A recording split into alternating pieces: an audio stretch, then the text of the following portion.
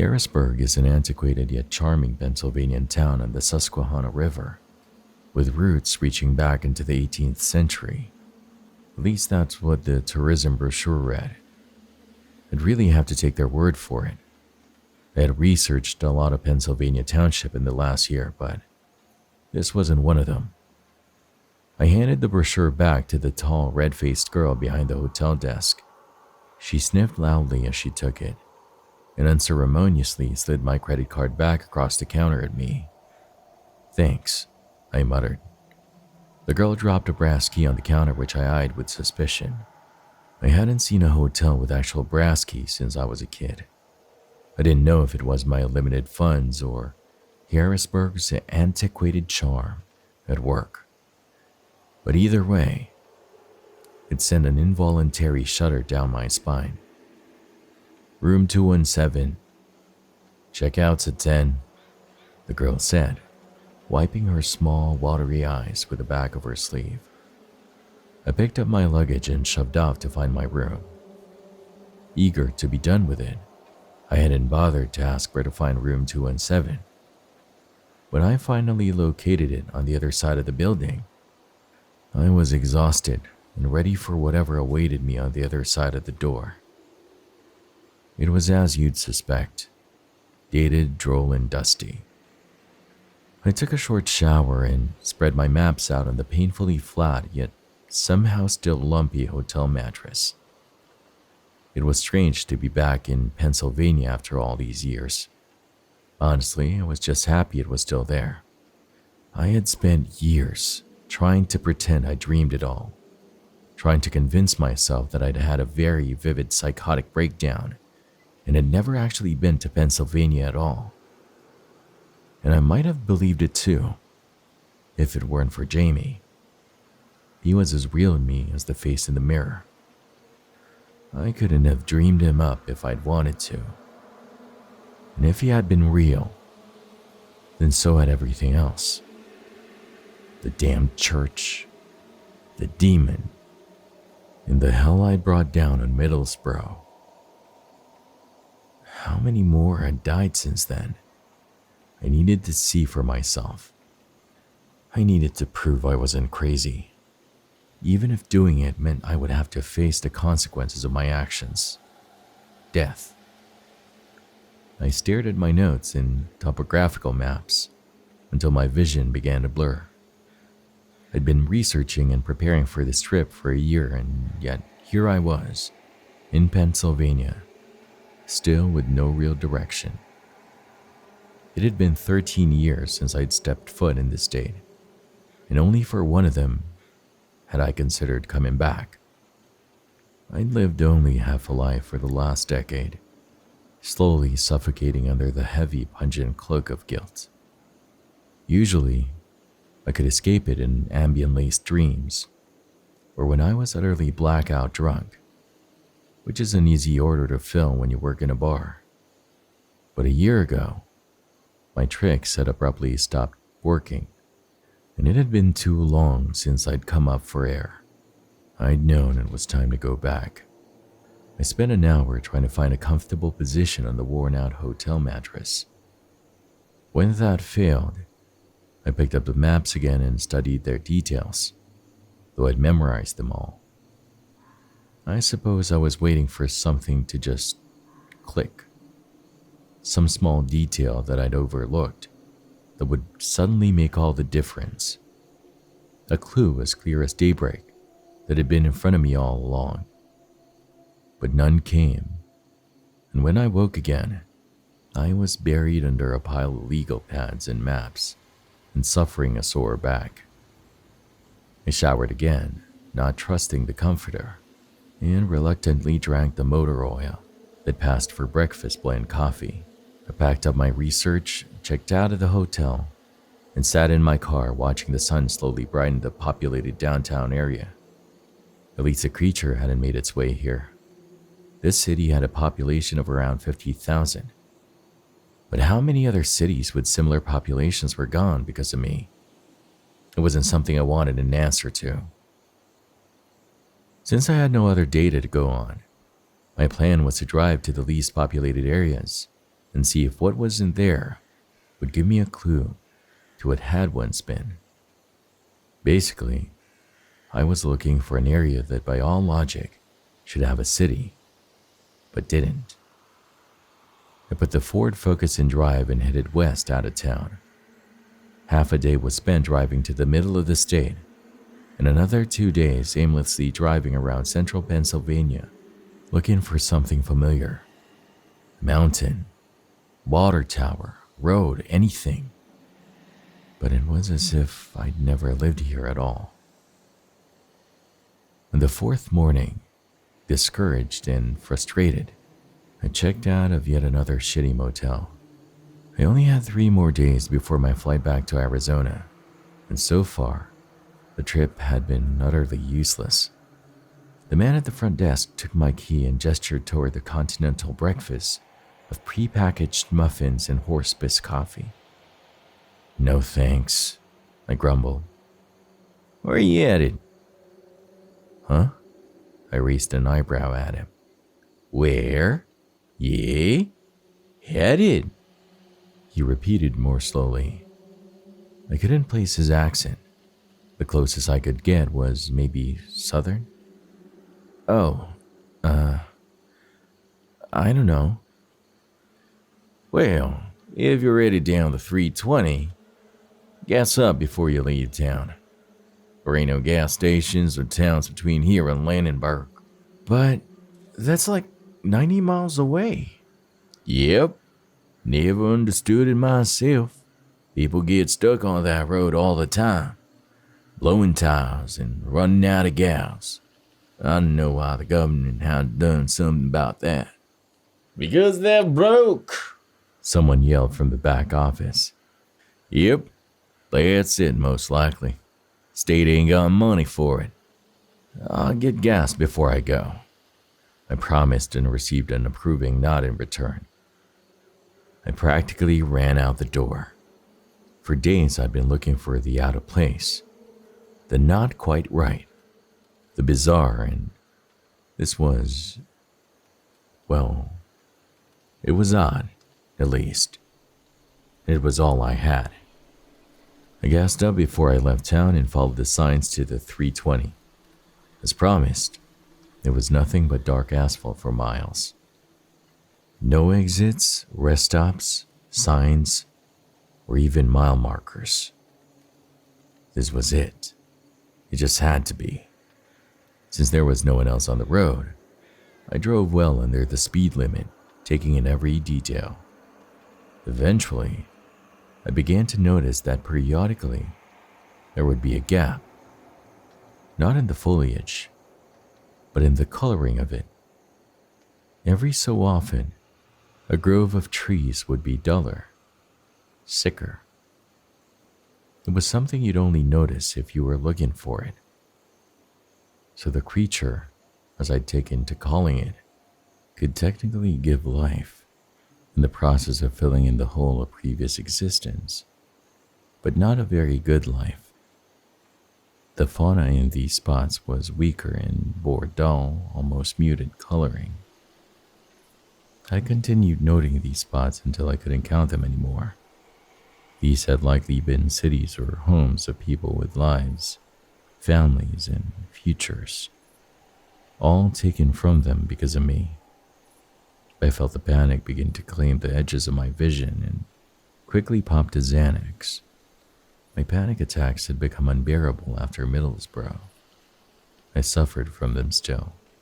The edges of my vision got hazy and I was able to relax a fraction. At some point, I processed the presence of the dilapidated railroad tracks running parallel to the road. I'd noticed them early on, but my mind had hidden the significance of this until now. They may not have been the tracks, but to me, it was a sign that I was on the right track, so to speak. I was close. I had to be. And if Landenberg was still there, that meant the creature hadn't made it that far yet. I somehow knew, like I knew that I'd once lived somewhere off this road. The creature had been moving north, but it hadn't claimed Landenberg yet. Why? Was it satiated? Had it left the area?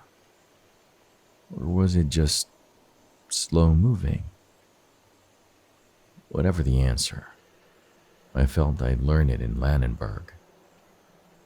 As I reached the outskirts of the city, I saw my first road sign since I'd merged onto the 320. Landenberg, next 17 exits.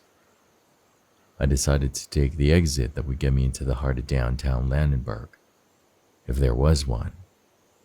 I hadn't researched the city of Landenberg either, thinking it was too far north to matter. And yet, here I was. The downtown area had begun to take shape off my right, like the damn church had in the woods so long ago.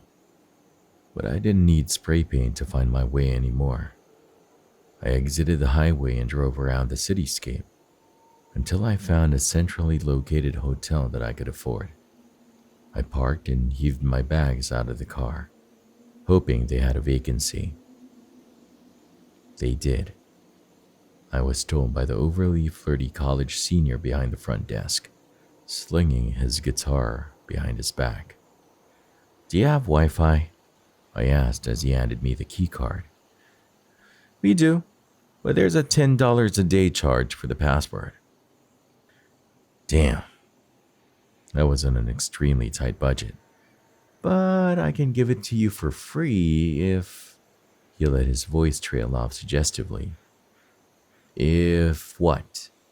I raised a skeptical eyebrow at him. "If you let me write a song about you." He wrote my credit card receipt so he could read it. "Caitlin?"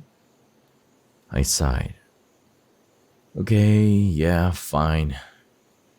At this point, there wasn't much I'd say no to.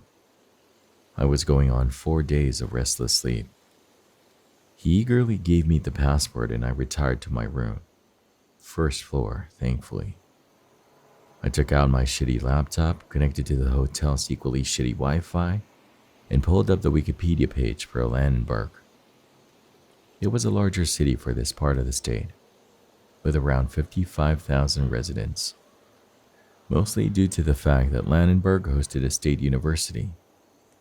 It was a progressive, young, educated town, filled with hipsters and young professionals. Where to even begin? I threw my notes, my phone, and my GPS in my backpack, and decided to start with the front desk of the motel, much to my own dread. The college kid who checked me in was strumming chords on his guitar and softly humming. "Excuse me." He looked up at me and winked. "You're pretty eager, foxy lady. And I like that. But songs take time to write, even for the most talented. Yeah, actually, I was just wondering, where can I find the university?" I interrupted, suppressing an eye roll. This old city is a campus. I mean, where'd you want to go? You a new student? I'll show you around. I get off and... No, I'd like to find the... This had been a horrible mistake. Think of something quick, genius. "Admissions office. I need to talk to admissions." "Ah, well, that's about half a mile down Rooker Street. That's the one. Running in front of the building. Got it. Thanks." He started to say something else, perhaps which way to go down Rooker, but I was already out the door. Not knowing what else to do, and wanting to get as far from the poor kid as possible, I picked a direction and started walking. Even though it was May, I was still freezing. I hadn't been built for the far north and my blood had thinned out living in Arizona. With my backpack and my age, I probably would have passed for any other college student on campus, if it wasn't for the hoodie I had pulled tightly around me. I envied them all. Kids just a year or two younger than me going to classes, hanging out with their friends, making stupid yet amusing mistakes. Could have been me once. and I hadn't grown up like them. Ever since Middlesbrough, I had struggled with school and life in general.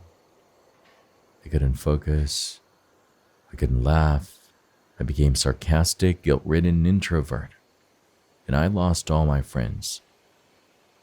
Then my dad died. My mom started to look at me differently. I stopped talking about Middlesbrough the day I heard the word hospital whispered to my mother by a psychiatrist. Even though I stopped trying to prove it had all been real, my mother never really saw me as her little girl again. I moved out at 18 and lived alone for years, working in an English pub, trying to forget how many people were probably dead because of me, including Jamie, the knife that dug the deepest. I walked the downtown area all day. I didn't know what I was doing, where I was going, who I should approach, or what I should ask them. I just knew I was in the right place. I'd been drawn here for a reason. I felt it in my gut. This was where I was supposed to be. But for the 5th time in as many days, I had to ask myself, what now? I suppose I could have spent days wandering around Landenberg. Could have left empty-handed and never known what happened all those years ago. I could have never found him. But, as fate would have it, it only took half a day to find what I was looking for. It was well past noon and I had stopped at a small cafe to eat a sandwich. Since the restaurant was packed wall to wall with students, I went outside and leaned against a brick wall by the door. I suppose I noticed it because it was so brightly colored, or maybe because it was the only piece of litter I'd seen all morning. Or just maybe, it was simply because I was supposed to. But for whatever reason, when a bright red flyer blew past my feet, I reached out to step on it. Curious, I bent down to pick it up and read the heading. Tethen History Museum, Landenberg, Pennsylvania. Upcoming exhibitions, 13th to 14th century Judeo-Christian relics and artifacts. Below that was a blurb about the museum. Nothing too interesting. And below that was a description of the exhibits to be unveiled. I skimmed down the list quickly, seeing little of interest, until the very bottom. Statue of the demon Metaraxis. My mouth fell open. It was too much of a coincidence, nothing to be ignored. I checked the date on the flyer, May 2nd, 2014. 3 weeks ago. I threw the rest of my sandwich in the trash and took off. I'd seen the museum that morning and knew exactly where to find it. It was only 3 blocks away and I got there in under 5 minutes, flew up the building steps, and stumbled straight to the cashier's window. "Student ID, please," the old man said flatly. "I'm not a student." "Well, you look... How much?" $11. I was gladly willing to pay. I didn't stop to grab a map, instead joining a tour group already in progress. The museum, I could tell, was a veritable labyrinth, and I certainly didn't want to get lost. Not in here, not with that thing. If indeed it really was what I half hoped, half dreaded it could be. It took the longest 20 minutes of my life, but we finally came to the room I'd been waiting for. Now behind this door is our newest exhibition on ancient Judeo-Christian artifacts. Please do not try to touch anything or you will be escorted out. These pieces are centuries old and may be damaged by the lightest touch. If you have behind that door what I suspect you do, then I highly doubt it. Also, please no flash photography. My heart beat a million miles a minute as a docent opened the double doors and my group was shuffled in. I lingered toward the back. letting everyone go in front of me. I'd come thousands of miles and done months of research to find that statue, to prove I wasn't insane. Yet when the time came to possibly face my nightmare, I was hesitant. Finally, I was the last, and the docent had to wave me in with a polite but impatient hand. There were about 100 things in that room. All sorts of things, really. Sculptures, paintings, pottery, even other statues. But I only had eyes for the thing in the middle. It was larger than I remembered. Not the 12 feet I had guessed. It was actually closer to 20. But every detail of its face and body was exactly as I remembered, though it was positioned differently now. In the church all those years ago, it had seemed as if it was standing, waiting yet content. But now, it was positioned as if ready to leap off the stone square that it stood upon. Its tail was paused in midair, instead of wrapped idly around its legs, as it had been before. Though it was taller than I remembered, I could at least see its face this time. It wasn't particularly scary, just an empty, stony face, far from the hungry, animated one it became when it woke. And like the crucifixion statue in the damned church, it had eyes only for me. The rest of my group took photos, oohing and ahhing as they made their way around the room. I stood directly where I was, against the now closed door, going no further.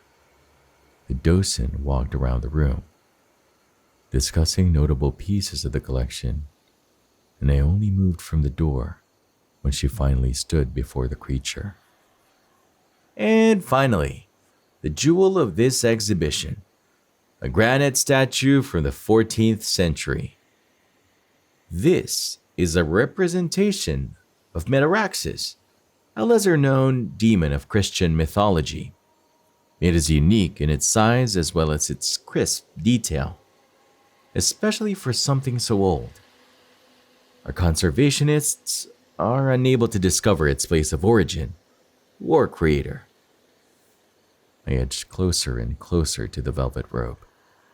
Its size followed my every step. The room seemed to grow hotter. The docent moved to the side so people could get pictures in front of the statue. Though I couldn't blame them, I barely kept from yelling. This was madness. The stone platform on which the demon stood was covered in red velvet, which pooled at the creature's feet. It hid the words inscribed on the front of the granite stand that Jamie and I couldn't read those many years ago. The docent droned on about nothing, and I read the description plaque. 14th century representation of the demon Metaraxis. Artist unknown. No shit. And then I saw what I didn't know I'd been looking for. The triangles. The symbols I would never forget were etched into the doors of the damn church. And once I found one, I found another, and another. There were half a dozen of them. So that's how they're doing it. They, whoever they were, had placed wards all around the base of the creature's stand. The museum not only knew what this thing was, they knew about the sigils on the doors of the damned church and were using them to trap the statue here. The revelation was like a punch to the face. Someone was aware of what the statue really was and was blatantly risking innocent lives anyway. It was insane. In a panic, I turned to find the docent and saw her conversing politely with an elderly couple. "Excuse me," I interrupted loudly. "Yes?" She failed to mask her irritation at my rudeness. Where did the museum acquire the statue? This piece is on loan from a private collection. Whose? It belongs to Jameson Scott. The docent, feeling the exchange was over, turned back to finish her conversation. Jameson Scott. I knew that name, but from where? As our group began to move out of the room, I took one last look at the creature, Metaraxis, and shuddered. Its size had never strayed from me. I took my phone out and pulled up a Wikipedia page on Jameson Scott. I had to know who could be this stupid. He was young, my age, but wealthy. Had his own company and well known in the tech industry for multiple inventions. The words brilliant, pioneer, and industry leader were scattered throughout his Wikipedia page, which had no picture. At the end of the article, under personal life, was a short paragraph about his interest in symbolism and ancient artifacts. I shook my head as my group was herded into the museum's gift shop. What did he want with the statue? How had he acquired it? And how did he know about the wards? None of it made sense. I wandered through the gift shop, idly picking up trinkets and wondering just what to do. Should I warn the docent? The curator? Or did this Scott person know what he was doing? Were the wards enough? Somehow I didn't think so. Are you going to the lecture tonight? Someone asked from behind me. I swung around, my backpack nearly taking out a postcard stand as I did. Oh, sorry. I thought you were someone else. The red-headed girl turned to leave. What lecture? I asked before she could get away. The lecture our guide was talking about? I stared at her blankly. Jameson Scott lecture on the exhibit. He's in town? Yeah, that's what she said, the girl said flippantly. You should go. He's really hot. She turned to leave. Wait, where is the lecture again? The auditorium in the history building? Building E? She said as if I should have known, and I guess she wasn't wrong. I was only a few years older than her, and I looked like a college student. Apparently everyone thought so. Thanks, I yelled after her as she walked off with her giggling friend. I would definitely be there. I had a few things to say to this guy, and I wasn't leaving Pennsylvania until I did. I sat in the back of the auditorium, as was my custom. The room was filled wall to wall with people, faculty, and students alike. An empty podium sat in the front, and a tall, blonde-haired security guard stood to its left. He had a gun on his hip, and his hands were folded behind his back. Maybe he wasn't a security guard after all. I was pretty sure state campuses were gun-free, which meant he was with somebody important. Jameson Scott, no doubt. The guard stared straight ahead, his eyes boring a hole into the wall behind me. Lots of things about him made me uneasy. The murmurs and whispers died down a moment later, when a thin, attractive man walked purposefully onto the stage. Good evening, he began. He graced the room with a smile that couldn't fool me. The emotion didn't quite reach his eyes. If anything, he looked like the most stressed out and tired 25-year-old I'd ever seen. My name is Jameson Scott. I'm here to speak to you tonight about a few ancient and interesting items I have collected over the years. I'm sorry, but I will not be answering any questions about our company, our newest patents, or my personal charities. Easy, Christian Grey. I rolled my eyes. There were a few disappointed groans from the audience, but Jameson Scott smiled in directly a flirtatious wink at no one in particular. He was an alarmingly charming man. I've been interested in ancient relics, particularly those of religious significance, for many years. Since I was quite young, actually. A somewhat traumatic experience played the catalyst, and I've been studying and collecting ever since. I begin with some of my more well-known pieces, and then move on to the more exotic. Scott began his lecture on a bowl from Mesopotamia that was supposed to bestow on the user an unnaturally long life, as long as he drank from it only water siphoned from the bottom of the Euphrates River. He spoke extensively about several other equally uninteresting artifacts before finally coming to the only one I cared about, the statue. Please study this photo for a minute. Scott clicked to the next slide in his slideshow, and the demon statue appeared against a blood-red background, as imposing and terrifying as it was in real life. A blanket of heavy, uncomfortable air descended on the room, as people averted their eyes from the screen and mumbled uncertainly. I didn't take my eyes off it. This is the piece I spent most of my life trying to locate. May I introduce to you the demon Metaraxis. He paused for a minute and clicked to the next slide, a Dante-esque depiction of hell.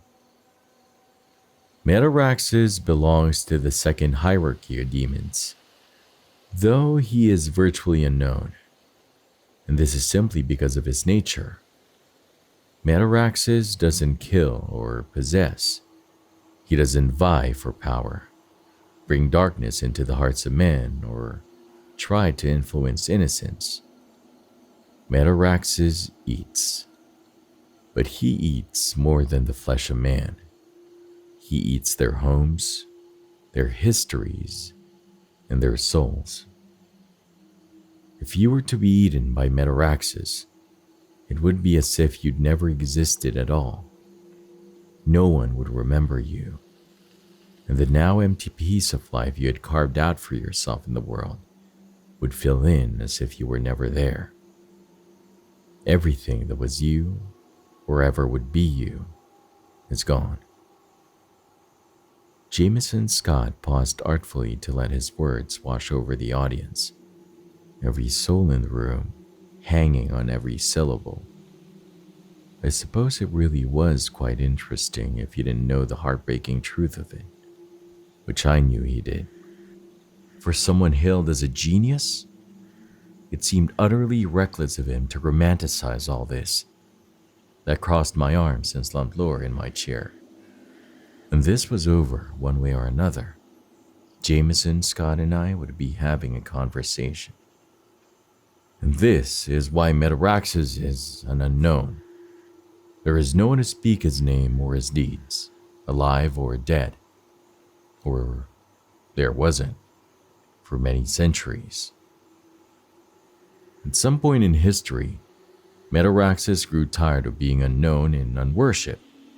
He proclaimed that those who prayed to him and brought him sacrifice would not only be spared but also given gifts of everlasting youth and resilience, that which he had stolen from others. It is believed that several ancient civilizations took him up on his offer.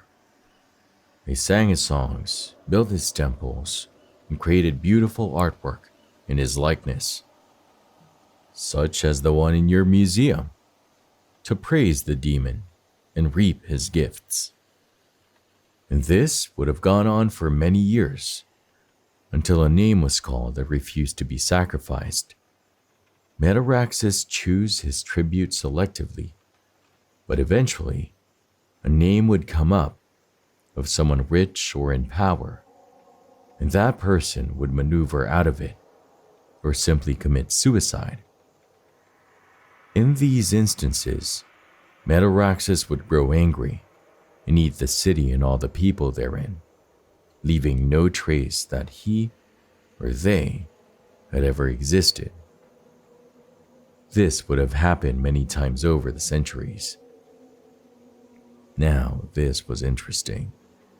The creature could be tamed, like a pet, and as long as you gave it the treat it wanted, you would be not only saved, but rewarded. Something else to consider is that no one ever knew how often Metaraxis called the name, since the person would be absorbed by the demon. No one would ever remember they had existed at all. It could have been one person a year or 5 a day, and no one would know but the demon himself. You will find mentions of Metaraxis scattered in religious texts, dating back as far as 1700 BC. But this statue is rare in that it is the only known likeness of him ever to be found. Jameson graced the many hands in the air with another tired smile and said, "I'm sorry, but no questions tonight. If you haven't yet had a chance to see the statue of Metaraxis, I encourage you to experience it before it is shipped to New York next month." Then, without any ceremony at all, Jameson Scott simply walked off stage and the lecture was over. His security guard, who I realized was more like a bodyguard, stepped forward to block several girls who jumped the stage to follow his boss. With him busy, I knew I had a chance. As the throng of people pressed forward to the upper exits, I fell back and went out the rear. I sprinted out of the building and rounded the corner, hoping to see what I'd gambled was there. And it was. Jameson Scott was climbing into the back of a white SUV when I spotted him. He glanced in my direction at the sound of his name, but then shut the door and rolled down the window as the SUV began to pull away. I threw a Hail Mary. "Your words on that demon will never hold!" My voice echoed down the alleyway. The brake lights came on immediately, but no one exited the car. Taking it as an invitation, I ran up to his window. For a mere 25 years old, he sure looked like he'd seen some shit. His lined, pale yet attractive face no longer carried a tired look, but a surprised one. I bent over to catch my breath. He didn't speak, but opened the door and scooted over. I climbed in. "Who may I have the pleasure?" "Caitlin Ross."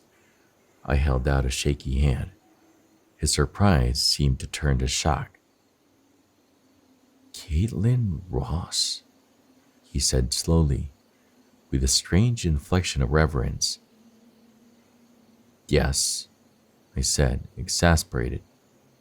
"I'm Caitlin Ross, and your wards, they're bullshit." He didn't even bother to ask how I'd known, which in turn bothered me. He simply tapped the seat in front of him, and his driver let go of the brake.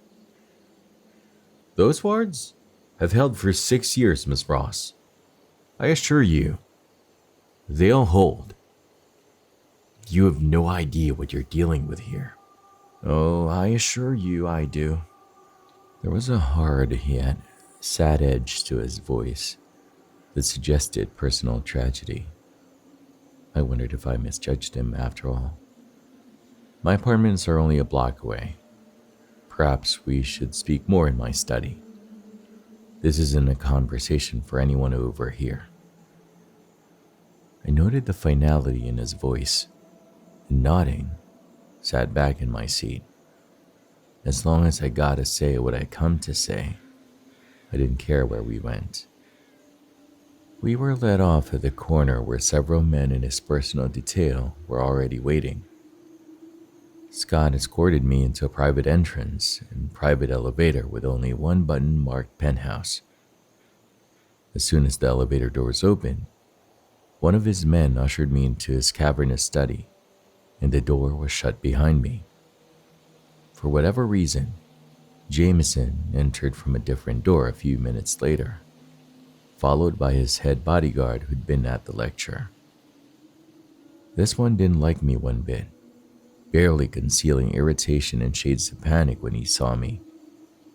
He was older, clearly over 30, with dark blonde hair and a square jaw. Jameson sat down behind his desk while I continued to stand. He gestured to an empty seat in front of him, but I shook my head. He gave a suit yourself shrug and turned to his bodyguard, whose eyes continued to bore angry holes through me as they did everything else he looked at. This was quickly becoming enemy territory. Scotch for me, Bannock. Anything for you, Caitlin? No thanks. I mumbled as the guard, Bannock, raked his hair back from his forehead in exasperation. I assumed at Scott's familiar use of my first name. I'm no threat to your boss, buddy. If anything, he is a threat to everyone else. I returned his icy glare, never wavering until his lips grew into a thin line, and he curtly nodded to Jameson and left the room. First, Scott began, I want to establish. Do you have any idea what you're doing? I asked, suspending all platitudes. Jameson leaned back cautiously in his chair, giving me a casual go-on gesture. Why would you bring that thing to a populated city? Why would you put it on display for all to see and touch? What sort of arrogance allows you to think that you could control it with a few poorly copied sigils? He had made no move during my short outburst, other than to tend his fingers and stroke his jaw with his thumb. Which question would you like me to answer first?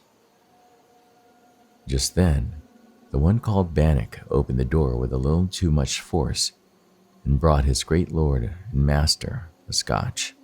He turned to stand beside Jameson's desk, which seemed a natural and familiar spot for him. You may go, Eric. Jameson clipped without so much as looking at him. The guard didn't move, and I continued to stare daggers at him. We engaged in our own little personal silent standoff. He, like the statue, had eyes only for me. They were filled with rage and fire. He can stay, I ground out, finally. Let him know I'm not afraid of him. If he was grateful for my help, he didn't show it. As you wish. Your question? I slid my eyes reluctantly back to Jameson. How did you get it? I bought it from the government. The government had it? I asked incredulously. The state of Pennsylvania. It appeared on government land in the middle of nowhere, according to the surveyor who found it. They shipped it off to PSU, who dated and appraised it, and then they put it up for auction. They just sold it to the highest bidder? Yes, and why not? It's just a piece of granite to them, and they needed the money. The state of Pennsylvania is suffering its own financial crisis. Though I suppose that's what happens when, in essence, 20% of the state just stops paying their taxes.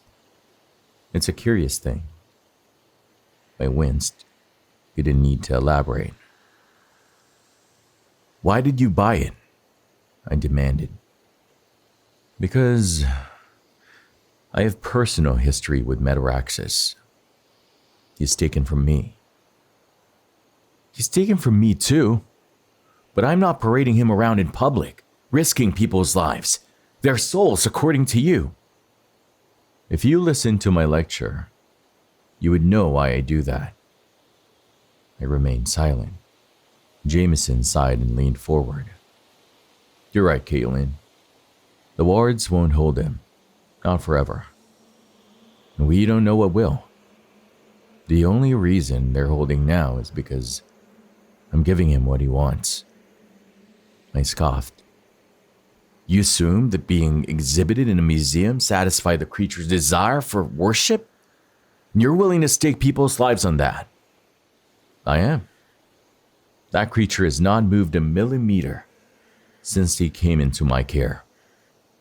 I've employed teams of symbologists and demonologists to research, test, and advise me on the safest course of action. And for our efforts, the statue has remained dormant.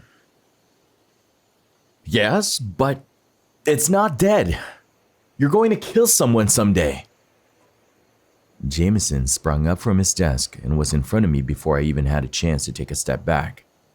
His bodyguard took an almost involuntary step toward him, but it was too late.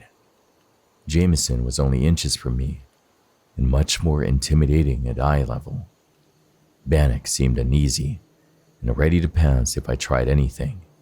I didn't. What would you have me do, Caitlin? Would you like to take custody of it? What would you do with it? Tell me, and I'll consider it. Destroy it! He gave a sad, desperate bark of laughter. Don't you think I tried that? Don't you think the first thing I did when I acquired it was try to kill it? I tried to incinerate it, hit it with a wrecking ball. I even ran it over with a tank. It won't be destroyed by any tools of man. Believe me, Caitlin. I paid dearly for my attempts. Almost everything I love is gone.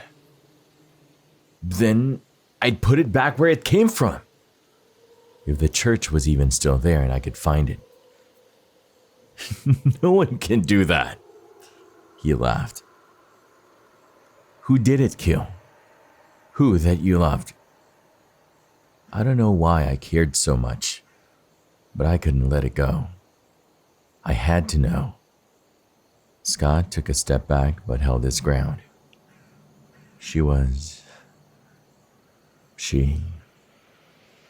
He trailed off. And just how did you escape the creature when it came for you?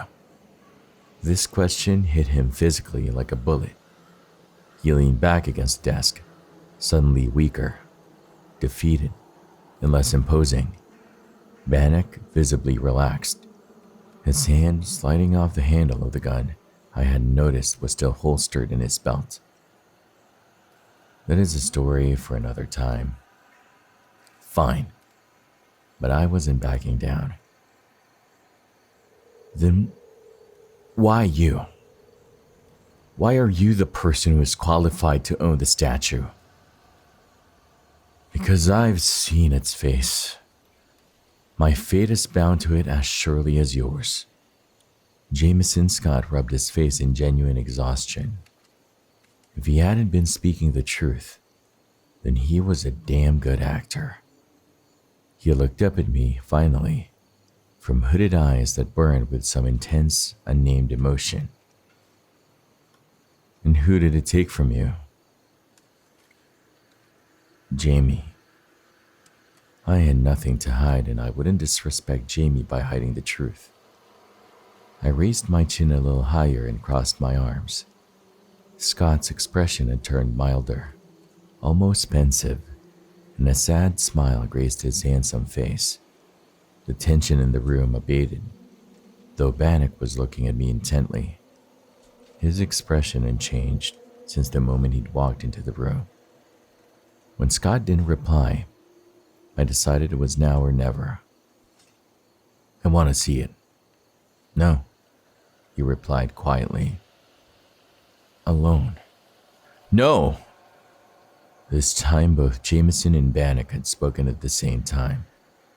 I'd known he wouldn't let me go. He'd never let me near the statue again. I'd assumed this before I'd even met him, which is why I'd swiped the museum keycard off his desk as soon as I'd had the opportunity. Why not? I asked him anyway. Because he knows you. And you know he could break the wards if he wanted to. No, you could never get past the wards. They are perfectly drawn and blessed as they should be. But I won't risk your life. Jameson Scott suddenly seemed battle-weary, so much older than his 25 years. Don't even try it, Caitlin. He will take you if you do. The only one who will ever remember you is me. His plea was multi-layered, intricately woven with threads of both deceit and familiarity. Once again, I was put ill at ease. There was only one more thing I wanted from this room. Who did it take from you, and how? Tell me that and I'll leave Landenberg in the morning and never come back. It was a lie, but I was curious. Jameson's eyes shifted to mine, perhaps to gauge if I meant what I said. He must have believed me because his gaze drifted to the window and he answered my question. I took her from myself. It was an unsatisfying answer. Now leave, commanded his bodyguard before I'd had a chance to reply. Jameson stared at me as I took a step back from the desk. His eyes were again pregnant with an emotion I couldn't name, but it treads a line between longing and insanity. Perhaps desperate desire? Perhaps insane desperation? Perhaps something in between. I will walk her out. Bannock bit as I made my escape out the door. God, anyone but him. No, I need you here. Andrews will see her out. The door closed behind me and I heard no more. Andrews turned out to be an older man with a bald head and a white beard.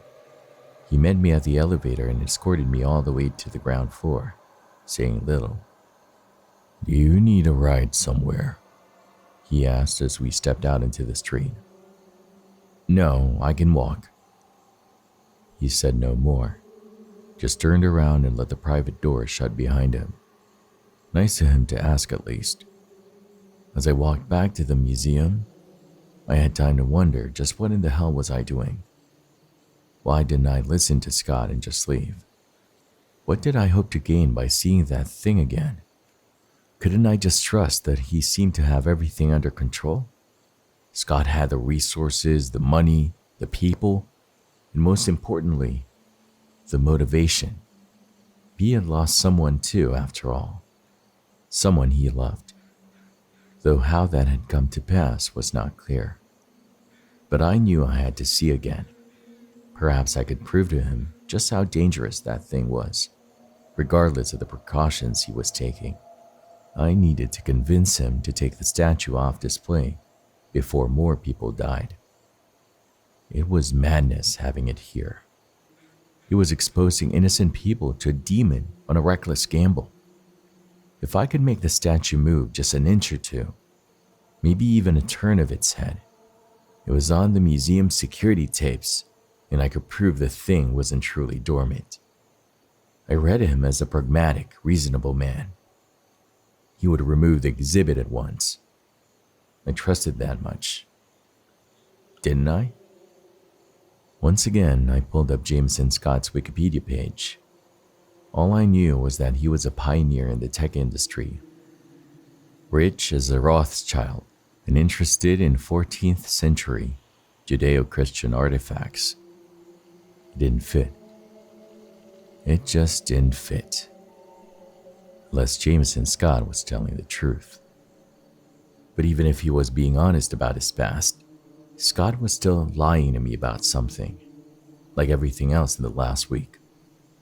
I would have to trust my gut. I arrived at the museum and walked around the giant building looking for the gift shop. At that moment, I knew two things. The statue's room was next to the gift shop, and museums usually had nighttime security. I slid Jameson's card through the reader next to the door, and a light flashed green while the door emitted a soft click. I pushed it open and peered into the empty gift shop. Dim overhead lights gave the room an eerie and foreboding glow. The room reminded me of another room from over 10 years ago. A nave, darkened by dirty windows and a muted setting sun. I was younger then, more innocent, and I'd had Jamie then. What I wouldn't give to have him with me now. What would he say? Would he trust Scott? Would he attempt to stir the creature for the greater good? Or would he say I was stupid for risking my life? Jameson was convinced the wards would hold. Would Jamie have been too? Whatever happened, I hope I didn't fail him.